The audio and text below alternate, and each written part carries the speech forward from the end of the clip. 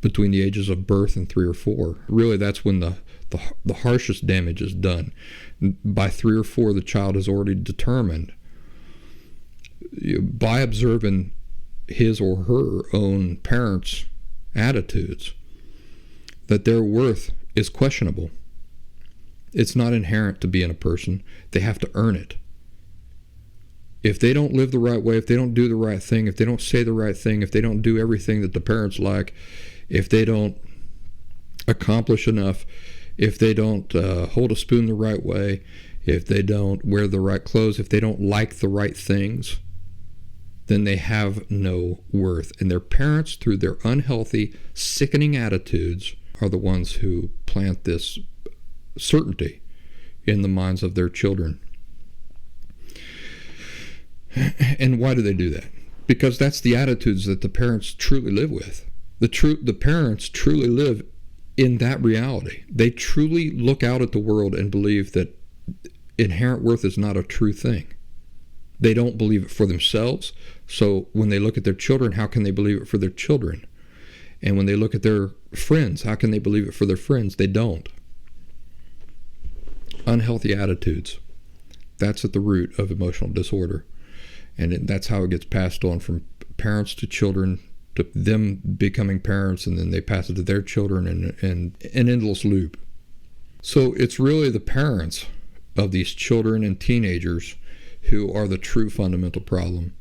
The attitudes that they live with present this false premise to their children, who are learning, to set these fundamental, concrete understandings about themselves and the world. And they do this by observing their parents' attitudes. And it's the parents who present this false premise to their children, who have been observing and learning from them their entire lives, that their value as human beings is not inherent to being a human being. It's instead something that has to be earned or granted. And how is it typically earned or granted? Through admiration or acceptance. So if people don't admire or accept you, you don't have any worth. And that's that. Does a child who knows his or her worth is inherent to being a person walk around thinking that his or her worth fluctuates dependent on how many people accept him or her? Not even a little bit.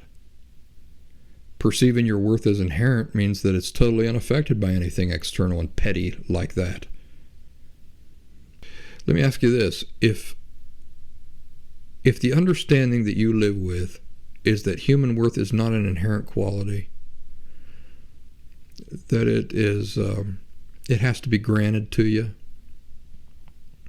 or earned, and that it can be taken away from you, do you walk around viewing as a particularly atrocious the idea of just blasting people away with a gun?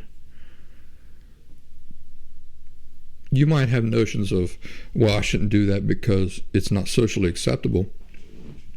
But on a very profound level, do you walk around viewing people as inherent? If you don't view yourself as possessing inherent value as a human being, do you look out at other human beings and go, oh, well, they all possess inherent value as well. So therefore, it would be a horrific idea to shoot people. Or is the opposite more likely? If you don't view yourself and people as having inherent value, well, then shooting them and killing people and doing terrible things to them probably wouldn't be that awful, would it? Why not do that if people don't have inherent value?